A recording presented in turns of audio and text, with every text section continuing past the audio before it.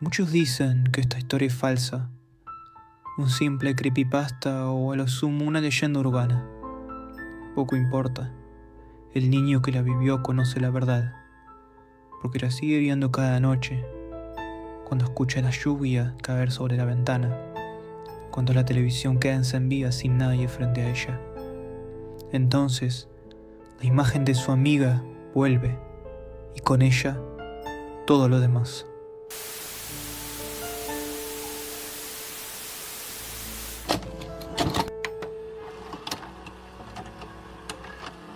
Corrían los años 70 y el niño tenía 9 años y vivía en un barrio tranquilo, perdido en los suburbios, con una familia común, sin grandes aspiraciones ni miedos.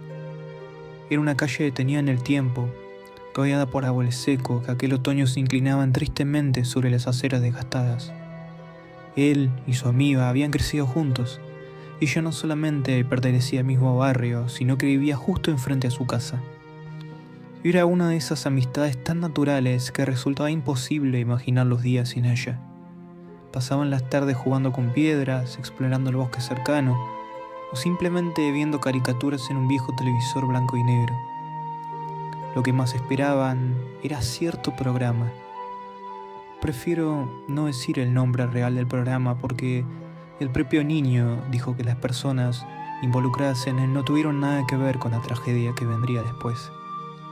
El show M, como se lo llamará de ahora en más, aparecía sin horario fijo en la programación, casi siempre cerca de la noche. En ese entonces nadie lo notaba, pero el programa era extraño. No eran caricaturas, sino un show protagonizado por marionetas raras u hombres disfrazados, hechos con pela sucia y ojos pequeños. Tenía un presentador, pero nunca se le veía el rostro.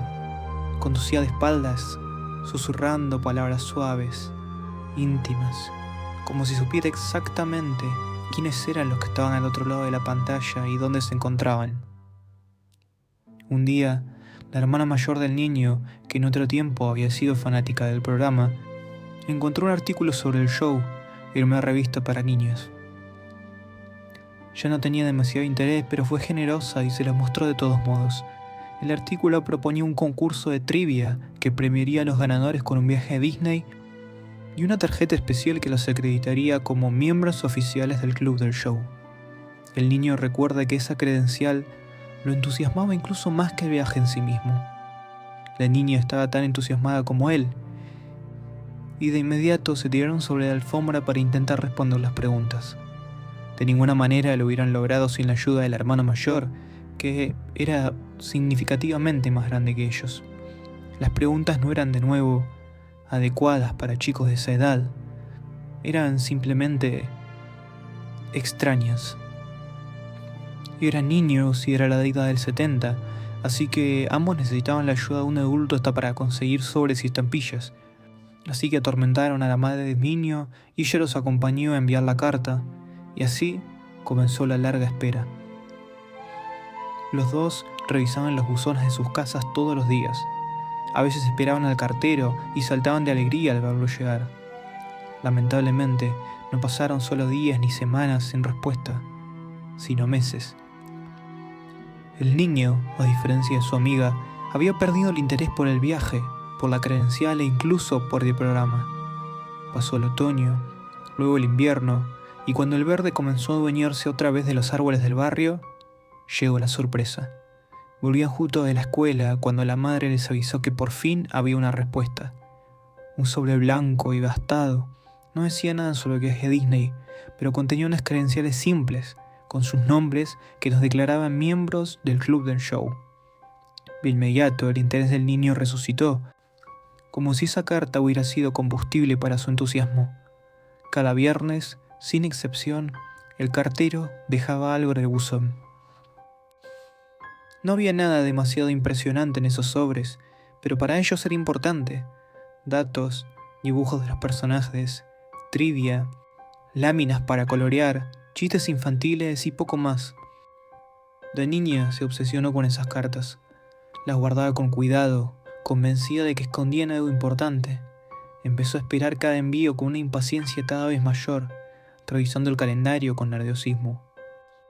De alguna manera parecía que se había obsesionado con el show.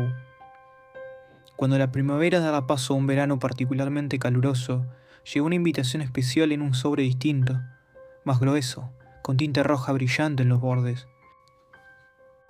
Anunciaba que los personajes del show visitarían personalmente la ciudad para conocer a los miembros del club, jugar con ellos y pasar una tarde agradable, además de entregar una tarjeta dorada que les otorgaría un estatus de miembros de élite. La espera hasta el domingo siguiente fue larga. La niña la llevaba con mucho menos paciencia que el niño. Los días se hacían eternos, las noches quedaban inquietas y no hablaban de otra cosa que de lo que harían cuando el día llegara. La niña quería sorprender a los protagonistas del show y se había tomado el trabajo de preparar varias tarjetas con toda la información recibida por correo, por si se les ocurría organizar un concurso de preguntas y respuestas. El domingo llegó y a primera hora ambos estaban listos. Lamentablemente, no serían los únicos en ir. La hermana mayor también quería participar, pero se había quedado a dormir en la casa de una amiga la noche anterior, y los padres de esa amiga tardaban en traerla de vuelta. La niña estaba nerviosa, ansiosa. El plan era ir juntos, pero cuando las agujas del reloj seguían girando y la posibilidad de perderse los primeros minutos de aquel día tan esperado se volvía cada vez más real, ella terminó yéndose con sus propios padres. El niño se sentía igual de ansioso. Le pidió a sus padres que lo dejaran acompañarla, pero se mantuvieron firmes. Había que esperar a su hermana. La espera fue interminable. Sentado junto a la vereda, veía cómo el tiempo se deshacía lentamente. Cada minuto parecía eterno. Hizo un berrinche y no le faltaba razón. La hermana no apareció hasta casi 2 horas después de que su amiga se había ido. La madre lo llevó entonces a la plaza, al punto de encuentro, y lo primero que hizo el niño fue buscar con la mirada a su amiga. Lo único que encontró fue una multitud con una actitud que solo puede describirse como inquieta.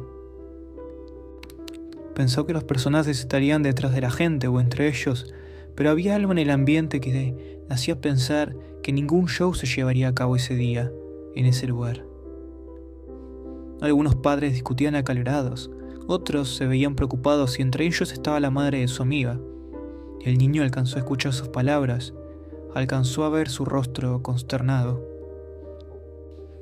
Uno de los personajes del show, es decir, un hombre disfrazado de animal, había dicho que llevarían a los chicos en bus hasta un estudio para filmar allí un fragmento de un episodio con ellos.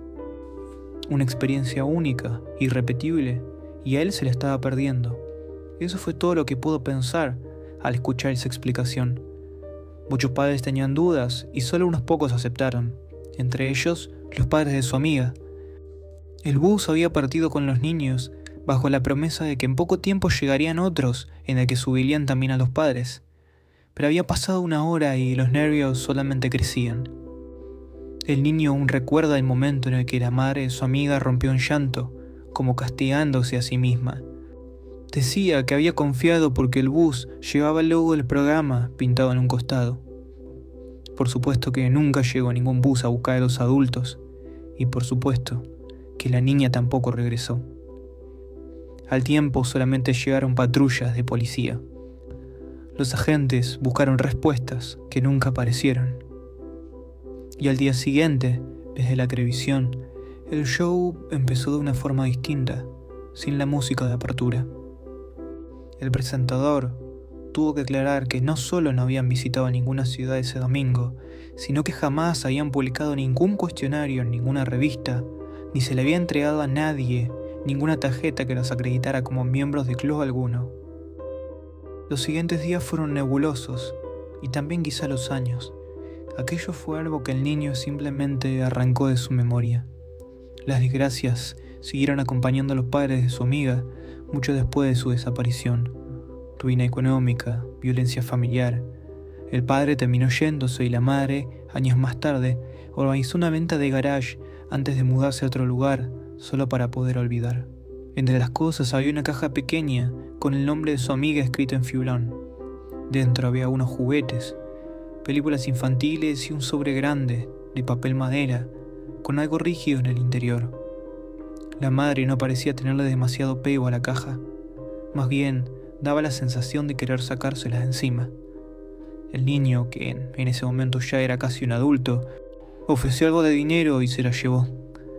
Ya en su casa contempló el objeto con algo de nostalgia, mientras los recuerdos volvían poco a poco, trayendo de vuelta a su amiga y la pregunta de por qué la había olvidado durante tanto tiempo. Al abrir el sobre encontró un VHS, junto a una tarjeta dorada que acreditaba a la niña como miembro oficial del club de élite de fans. Puso la cinta en el reproductor y, tras la estática, el grano y ese tono amarillento tan característico de las películas viejas, apareció la imagen de su amiga.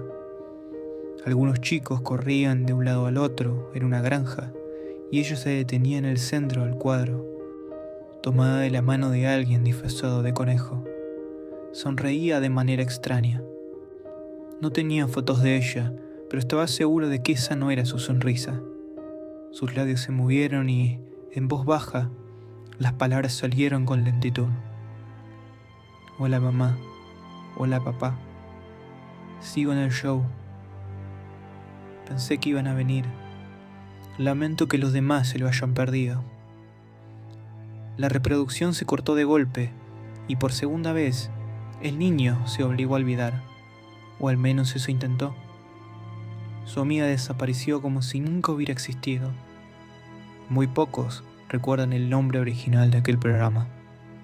Algunos niegan que haya existido, otros tratan de mentirosos a quienes todavía recuerdan esas imágenes grotescas en la televisión.